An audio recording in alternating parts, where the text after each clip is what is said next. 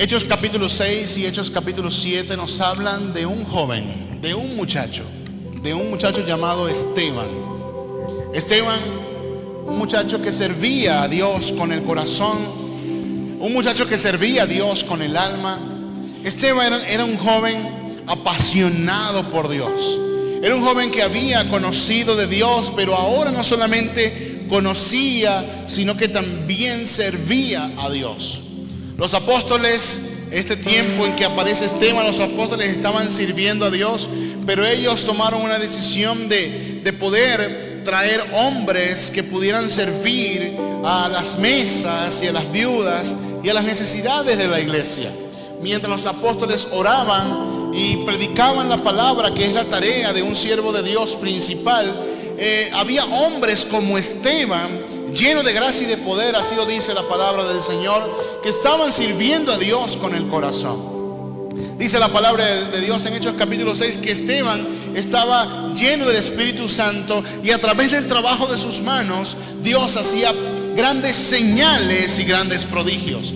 Era un simple muchacho que simplemente lo que hacía era servir a las mesas, atender a las viudas, nada más. Era su trabajo nada más, pero Dios se glorificaba aún en lo simple y lo poco que, entre comillas, podía hacer para el Señor.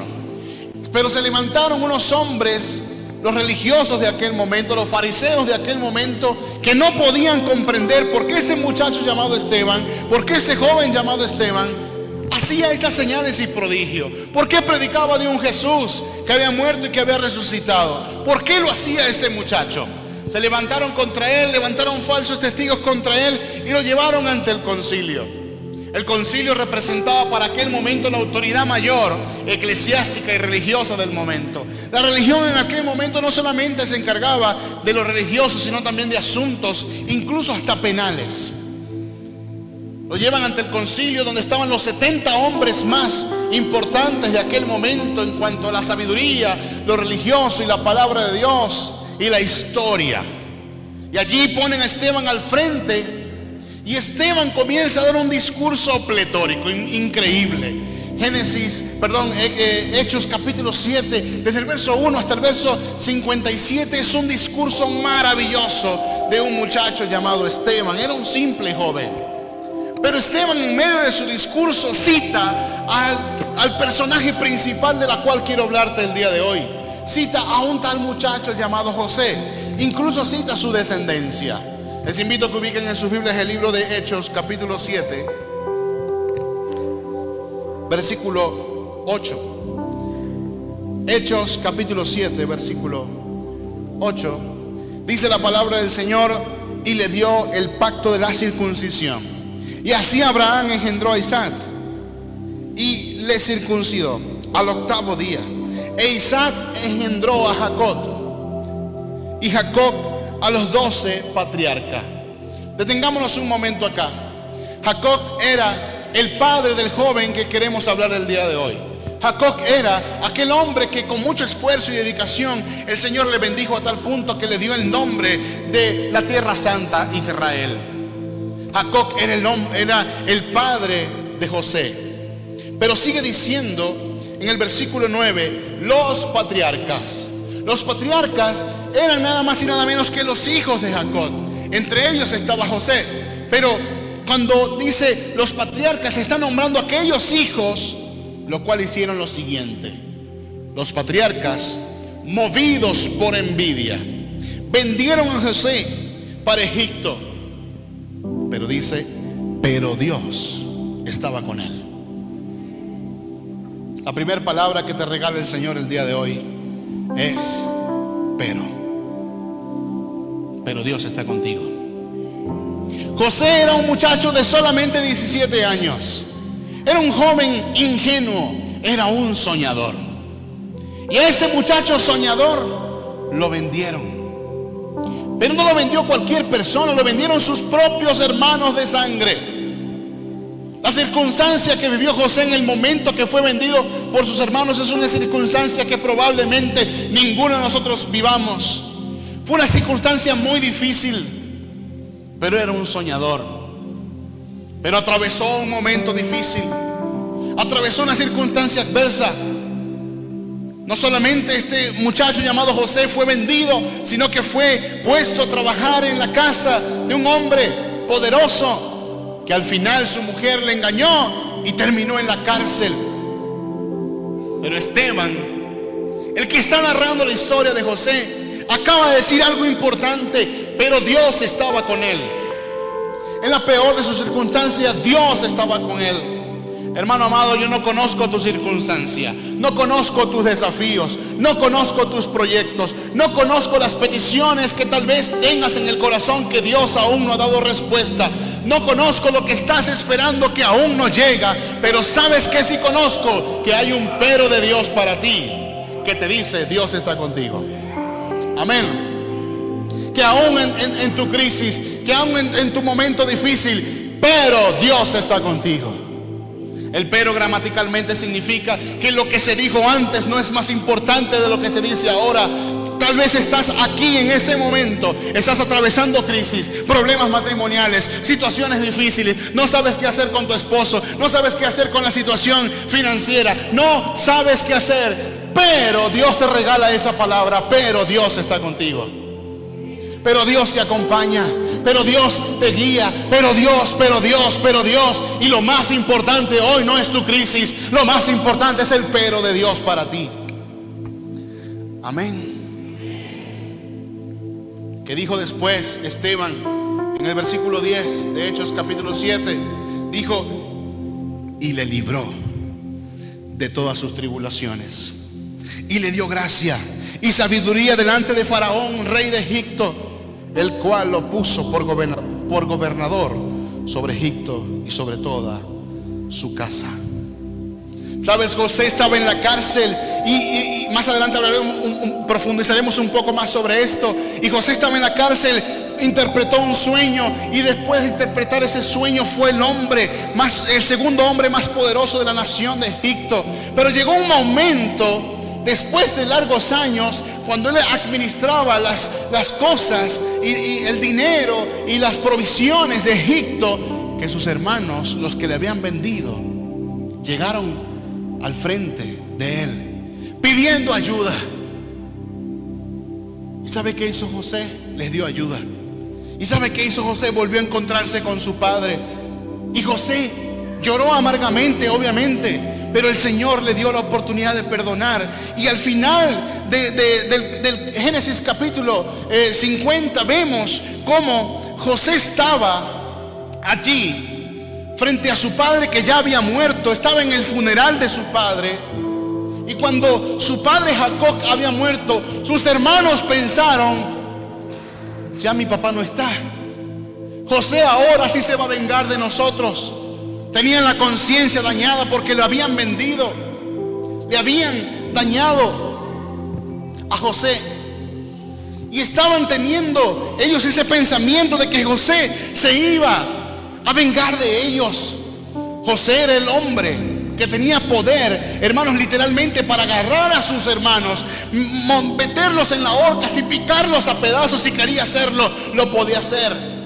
Y se acercaron a José diciendo: papá en vida no quería que nos hicieras nada malo. Papá cuando estaba vivo no quería que nos hicieras nada malo. Ellos están temblando de miedo porque ese José ahora no es el José de 17 años, un joven inocente, ingenuo. Ese José ahora tiene poder. Y Génesis capítulo 50, versículo 18, habla de cómo estos hermanos de José se presentaron ante José y le dijeron: vinieron también sus hermanos y se postraron delante de él. Seguramente temblaban de miedo, iglesia. Se postraron delante de él y le dijeron: henos aquí por siervos tuyos. Y les respondió José: no temáis, ¿acaso estoy yo en lugar de Dios? Vosotros pensasteis mal contra mí. Pero ¿qué dice después, iglesia? Mas Dios lo encaminó a bien. Wow. Lo primero que el Señor te regala es: pero Dios está contigo aún en tu peor circunstancia. Pero lo segundo que el Señor te regala es que mas Dios tiene el control y todo obrará para bien. Hermano, tal vez hoy mismo tienes algo que resolver. Tal vez hoy mismo la crisis está cruda en tu vida, pero hay dos palabras de Dios para ti. Dios está contigo. El pero te dice que Dios está contigo, pero el más te dice que Dios todo lo encamina para bien, que todo tiene un propósito. José ante sus hermanos le dijo: ustedes están pensando mal, ustedes están pensando que yo los voy a matar, que yo los voy a acabar, que yo me voy a vengar, y no es así, porque el Señor en mi corazón obró para bien de ustedes mismos. Dios hoy tiene dos palabras, el pero y el más. El pero te dice: estoy contigo, y el más se dice: hay un propósito. Hay un propósito de Dios. Hermanos amados, no te amargues por las circunstancias complejas. Dígale que está a su lado, mírelo y dígale: no te amargues, amargado, amargada. Yo le doy permiso, no se va a ofender, tranquilo. No te amargues la vida. Dígale: relájate un poco, relájate. Y diga conmigo: voy. Dígalo fuerte: voy a esperar, no voy a renunciar. Hermano, mire, ¿usted cree que José no oró y Dios no le respondió?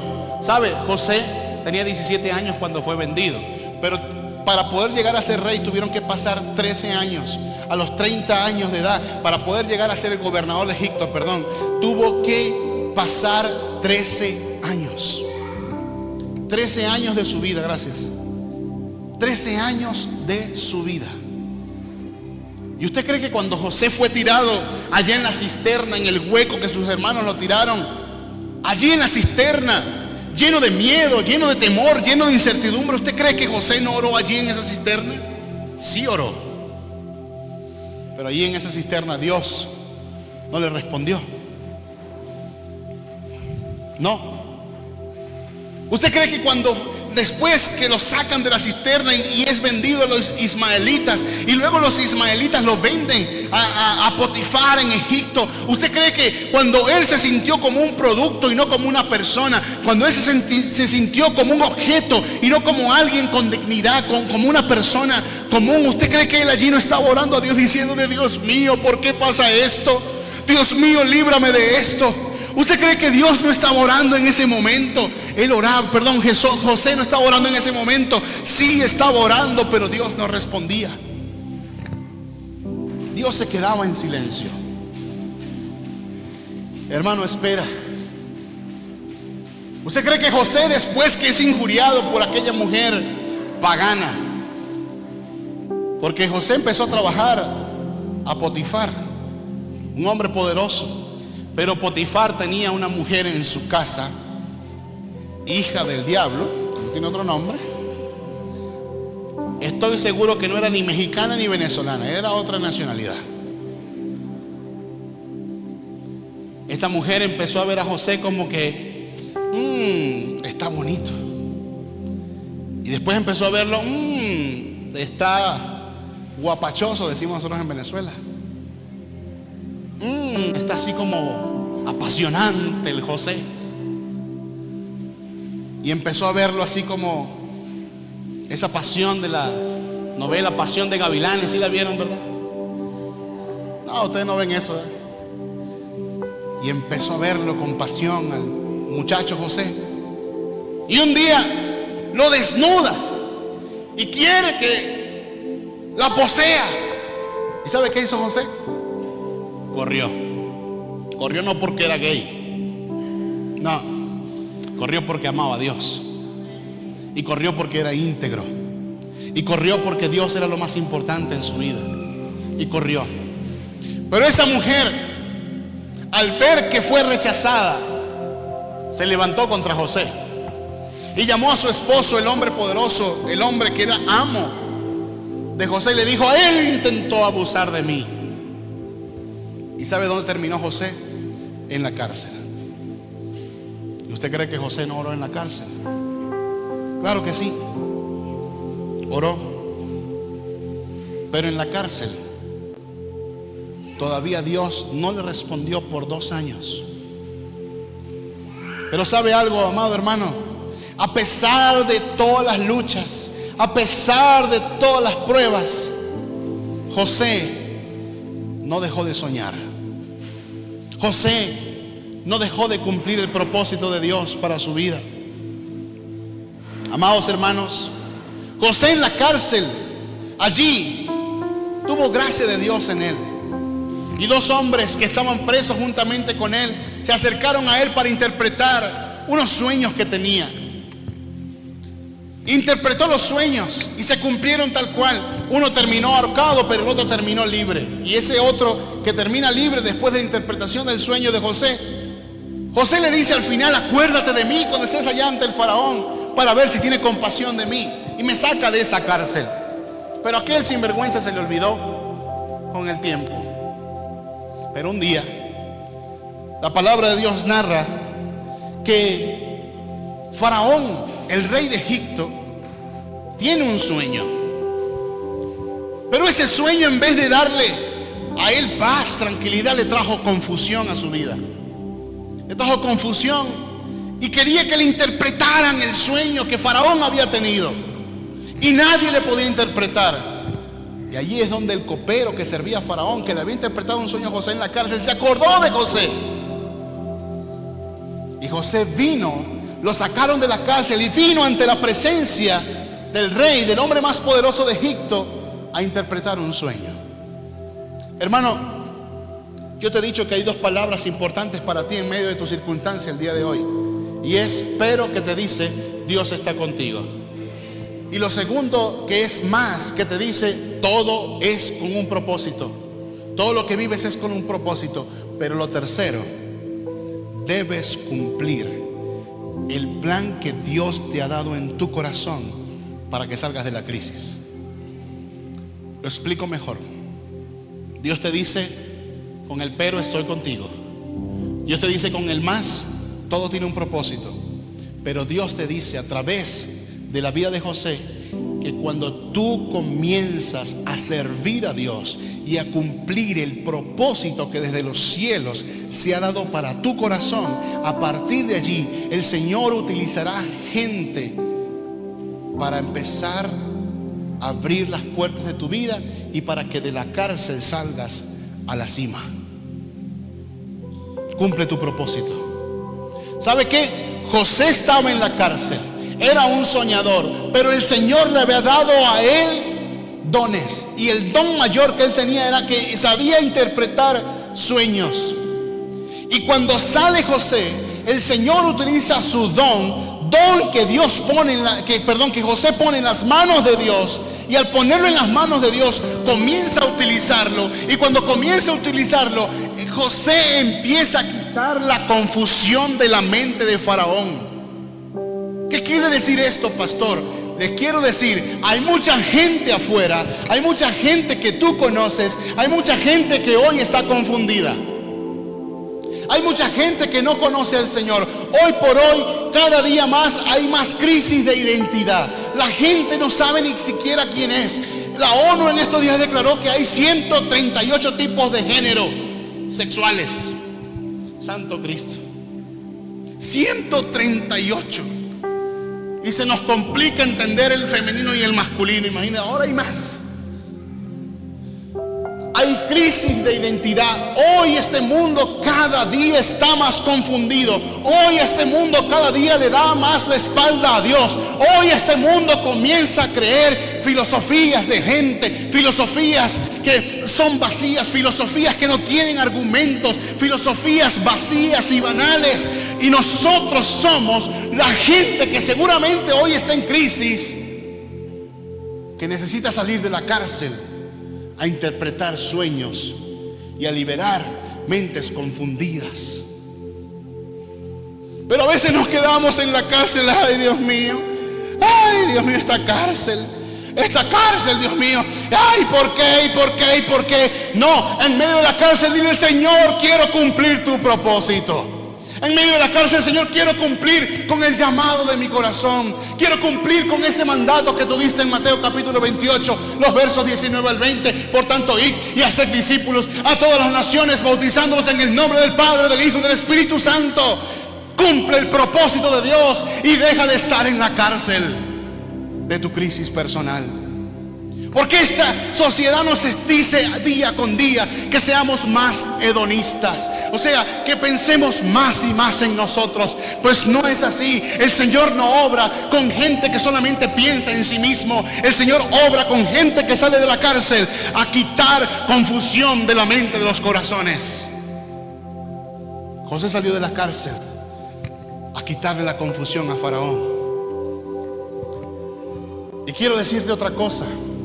A la gente que tú le invites a conocer a Dios, a la gente que tú invites a que esa confusión se vaya de sus mentes, se vaya de sus corazones, esa gente muy probablemente será el camino de bendición para tu vida, será el camino de restauración para tu matrimonio, será el camino de restauración para tu salud financiera. Seguramente esa gente son la gente que Dios utilizará para abrir las puertas que hoy en tu vida están cerradas.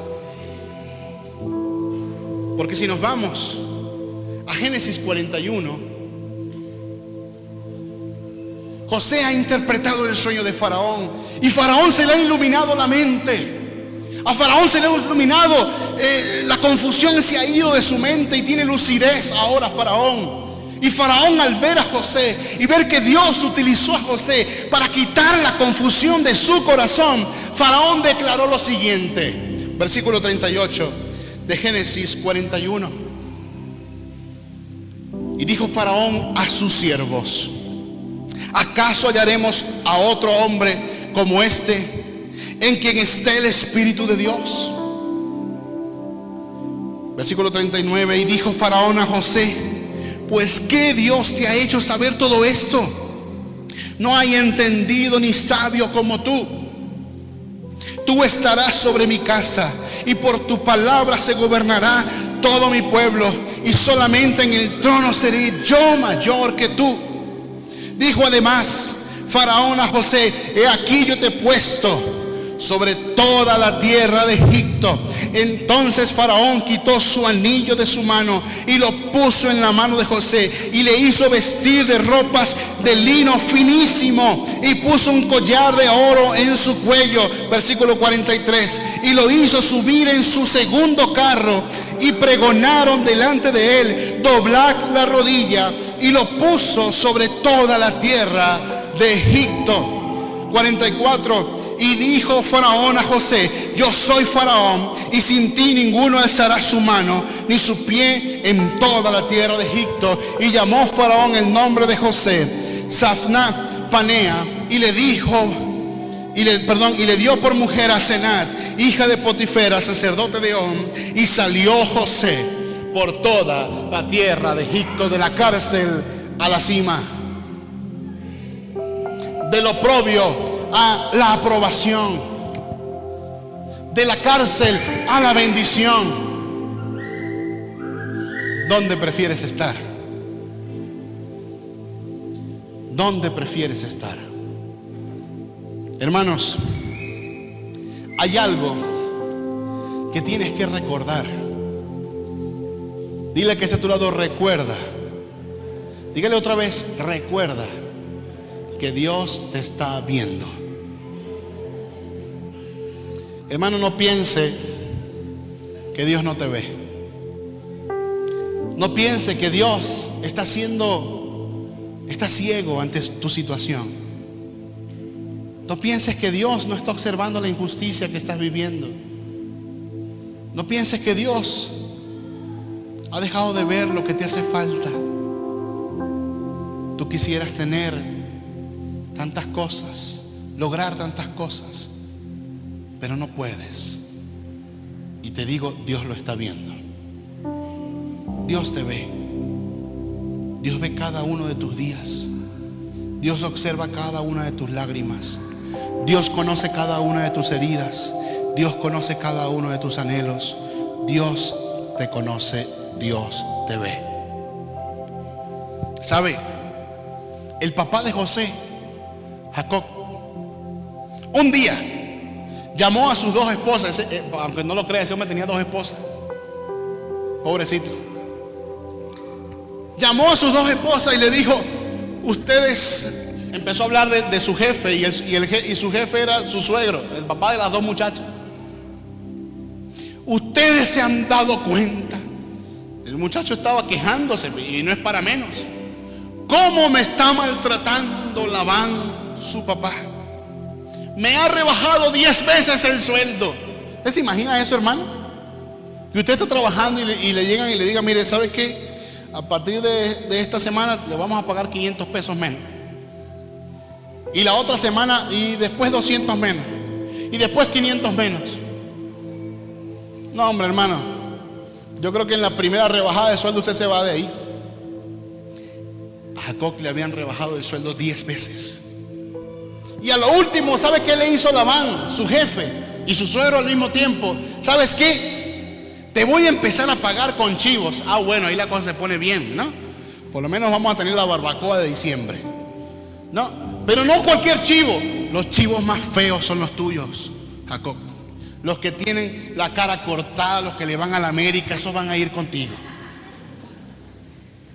Los chivos que están pintados, los que le falta una pata, los que le falta un ojo, esos serán los tuyos. Le empezó a dar lo que no servía Labán a Jacob, el padre de José. Pero ¿sabe algo? Jacob, después que habla con ellas, el Señor le muestra en un sueño, en una visión, algo. Génesis 31. Lo voy a leer en la Nueva Versión Internacional, lo puede ver en pantalla para que se guíe.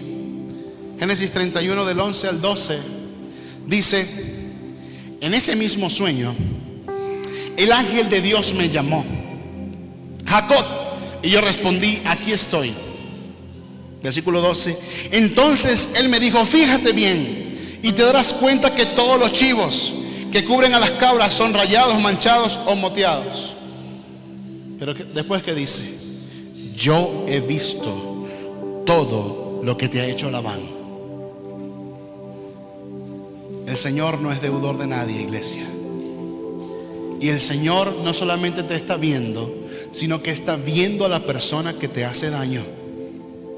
El Señor está viendo a la persona que te ha herido. El Señor está observando a la persona que hace daño. Hermano, y si por casualidad, yo creo que no, pero si por casualidad usted es la persona que hace daño, el Señor te está viendo también. El Señor le dijo a Jacob: te han rebajado el sueldo, te están pagando con chivos americanistas. Yo lo estoy viendo, dice el Señor. El Señor te está viendo, iglesia. Amén. Dígale que está a su lado: el Señor te ve. El Señor te ve. Pero ¿sabe qué? Hay momentos, iglesia, en que nosotros queremos que Dios haga así y se solucione todo. ¿Sí o no? ¿Cuántos queremos que Dios haga así y le caiga la esposa al lado, mandada del cielo a los solteros? ¿Cuántos quieren eso? No, verdad que aquí los solteros no se quieren casar, no sé qué pasa. Vamos a orar por ellos. ¿Cuántos quieren que Dios haga así y la enfermedad se vaya? ¿Cuántos quieren que Dios haga así y los problemas financieros se vayan? ¿Cuántos quieren que Dios haga así y el chimuelo se convierta a Cristo? Todos queremos que Dios haga algo rápido y que se solucione todo rápido. Pero tanto Jacob, el que hablamos ahorita, y tanto José, ¿sabe qué? Ellos no vieron el milagro de Dios así. Ellos pasaron por un proceso. Hermanos amados, Dios no cambia la situación de la noche a la mañana a veces, porque Dios quiere cambiar la situación a través de un proceso. A veces esperamos que Dios haga un chasquido de dedos y cambie la situación, y es que Dios está cambiando la situación no a través de un chasquido de dedos, sino a través de un proceso. Usain Bolt, no sé si algunos lo ubican, el que corre 100 metros planos. Bueno, corría, ya se retiró. El hombre más veloz del planeta.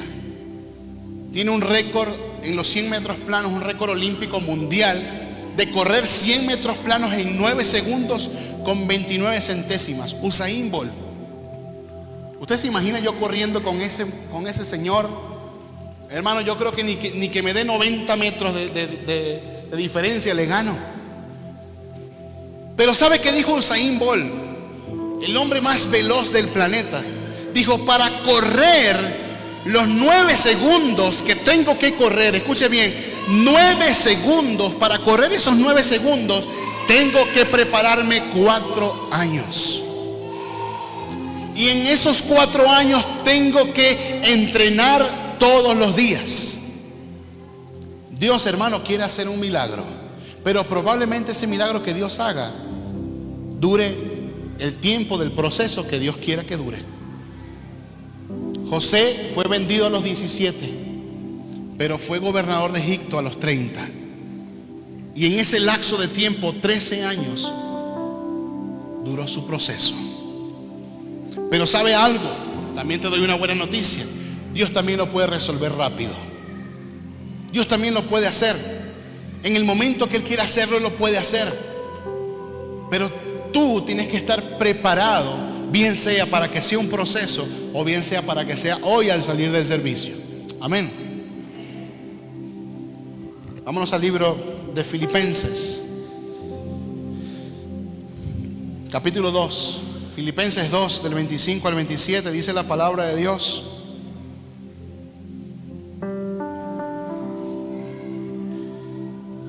mas tuve por necesario enviaros a Epafrodito, mi hermano y colaborador y compañero de milicia, vuestro mensajero y ministrador de mis necesidades, porque él tenía gran deseo de veros a todos vosotros, y gravemente se angustió porque habíais oído que había enfermado. Versículo 27.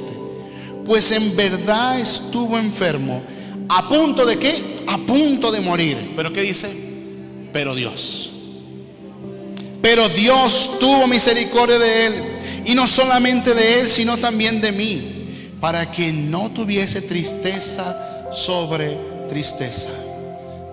Versículo 27 nos dice algo importante. Pues en verdad estuvo enfermo, a punto de morir, pero Dios hoy puede hacer un milagro. Pero Dios hoy puede revertir la situación. Pero Dios hoy puede aparecer y cambiar la circunstancia. Así como lo hizo con Epafrodito, el siervo de Pablo. Dios lo puede hacer el día de hoy. Y termino, hermanos. Y escuche bien, termino con lo más difícil. Termino con lo más complicado para nosotros. Termino con lo último que hizo José por sus hermanos. José, hermano, después de la muerte de su padre, llegó a ser la bendición de sus hermanos. ¿Sabe?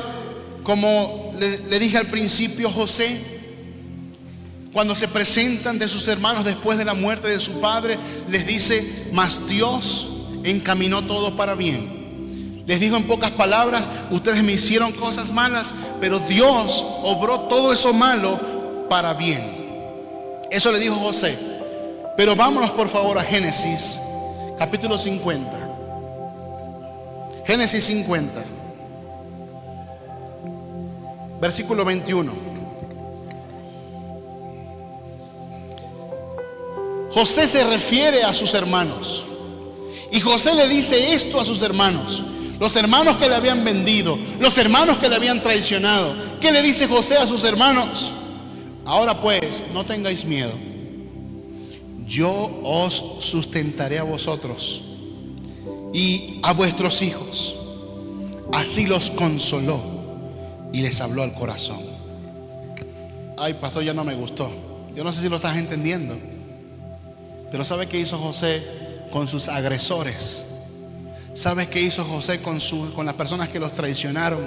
¿Sabe qué hizo José con las personas que lo vendieron literalmente? ¿Sabe qué hizo José con las personas que le mintieron a su propio padre diciendo que José había sido muerto y matado por una bestia salvaje? ¿Sabe qué hizo José al final con ellos?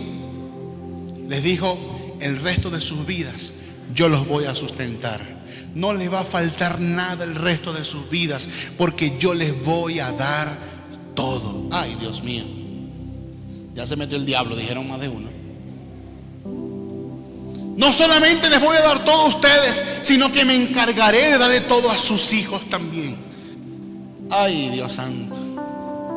Si usted lee los versos 22 y 23, se va a dar cuenta que José les está diciendo que José vivió el resto de sus vidas, hermano, disfrutando a su familia y disfrutando a sus sobrinos. Quiere decir, los hijos de los sinvergüenzas que los vendieron. ¿Sabe qué dice la palabra de Dios? Léalo en su casa, versículos 22 y 23 de Génesis 50. Dice la palabra que los hijos de aquellos que vendieron a José crecieron en las piernas, en las rodillas de José, disfrutando a su tío amado. Esto es ser cristiano. Pero nos encanta ser cristinos. Amén o ayayay. Mi hermano, mire, nadie se los va a decir como se los digo yo. Ser cristiano significa perdonar de verdad, y al que nos traicionó, amarlo, abrazarlo y desearle lo mejor. Pero la historia no termina allí. Versículo 24 de Génesis 50. Ay, pastor, hay más. Sí, hay más. Decimos en Venezuela: hay más jabón para que laves. Versículo 24 de Génesis 50 dice: y José dijo a sus hermanos: yo voy a morir, mas Dios ciertamente os visitará y os hará subir de esa tierra a la tierra que juró a Abraham, Isaac y a Jacob. Se los interpreto. José les dijo a sus hermanos: y el día que yo muera, y aún el día que yo muera, aunque yo no esté, yo oro al Señor para que esté con ustedes. Wow, cuán grande amor, cuán grande nobleza. Pero no terminó allí. Yo voy a orar a Dios el día que me muera para que a ustedes no le falte Dios, para que Dios esté con ustedes, para que Dios les bendiga. Aún el día que yo me muera, aún el día que yo no esté, hermanos míos. Los hermanos que lo vendieron, los hermanos que lo traicionaron, escuchaban esto de la boca de su hermano, el Hijo de Dios, el siervo de Dios, el que amaba a Dios sobre todas las cosas. Le decía: aún el día que yo me muera, oraré para que Dios les visite y para que Dios esté con ustedes. Pero no solamente eso, le dijo: y que la bendición de mi bisabuelo Abraham, y que la bendición de mi abuelo Isaac, y que la bendición de nuestro padre Jacob sea cumplida en sus vidas. Hermano, esta oración de bendición de un perdonador, de una persona que se dejó transformar de verdad por el poder de Dios, nos bendice hasta el día de hoy. ¿Se ha escuchado del conflicto bélico entre Israel y Palestina? Y he escuchado cómo mucha gente nos hemos levantado para orar por la tierra santa de Dios. Esa tierra santa por la cual oramos está distribuida en 12 tribus, en 12 provincias. Esas 12 provincias, ¿sabes a quién se refiere esas 12 provincias? A los hermanos de José.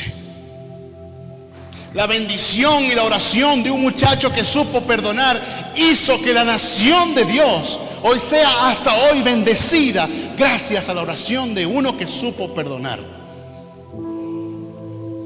Hay bendiciones, hermanos, que tú vas a derramar sobre tu casa, sobre tu familia, sobre los tuyos, que el Señor lo va a hacer, hermano, siempre y cuando perdones de corazón.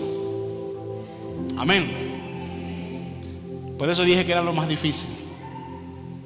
Dios hoy te hace una invitación a que recuerdes que hay un pero que te dice: yo estoy contigo. Dios hoy te recuerda que hay un más, que dice el propósito de Dios se va a cumplir a pesar de tu circunstancia. Dios hoy también te dice: vamos, sal de la cárcel e interpreta los sueños de los confundidos. Y Dios allí te va a llevar a la cima. Pero cuando estés en la cima, no es para decir: ay, ya agarré poder y voy por ti sin vergüenza y te voy a machacar como un gusano. No, es para que usted agarre al gusano, lo recoja y lo sustente el resto de su vida y lo bendiga hasta sus generaciones futuras. Amén. ¿Recuerda quién estaba narrando esta historia? Esteban. Y Esteban dijo algo, pero Dios estaba con él. Esteban, cuando se defendía ante el concilio, dijo: pero Dios estaba con él. Pero ¿sabe quién estaba con Esteban? Dios también. Volvamos a Hechos capítulo 6, versículos del 9 al 10. Dice: entonces se levantaron unos de la sinagoga llamada de los libertos y de los de Cirene, de Alejandría, de Sicilia y de Asia, disputando con Esteban, pero no podían resistir a la sabiduría y al espíritu con que hablaba. El espíritu del Señor estaba con Esteban, aquel mismo Esteban que nombraba a José, un joven igual que él. El espíritu del Señor acompañaba a Esteban en la peor de sus circunstancias. ¿Y por qué usted dice, pastor, la peor de sus circunstancias? Porque Esteban terminó siendo matado por los del concilio. A pedrada mataron a Esteban. A piedra limpia mataron al muchacho que daba este discurso que hablaba de José. Pero el versículo 15 de Hechos capítulo 6 dice: entonces todos los que estaban sentados en el concilio, al fijar los ojos en él, los ojos en Esteban, vieron su rostro como el rostro de un ángel. Hermano, el Señor está contigo, así como estuvo con Esteban. En la peor de sus circunstancias, el Señor estuvo con Esteban. Esteban termina de dar el discurso ante el concilio. ¿Y sabe qué pasó? Lo agarraron, rechinaban los dientes contra él, no lo querían seguir escuchando, lo sacaron a las afueras de la ciudad y empezaron a apedrearlo, apedrearlo, apedrearlo, apedrearlo. Y en medio de la muerte, en medio de la situación de muerte que estaba sobre Esteban, dice la palabra de Dios que Esteban, alzando los ojos al cielo, vio a Jesús sentado a la diestra del Padre, que seguramente le recibía con brazos abiertos. Hermanos, Dios está contigo. Amén.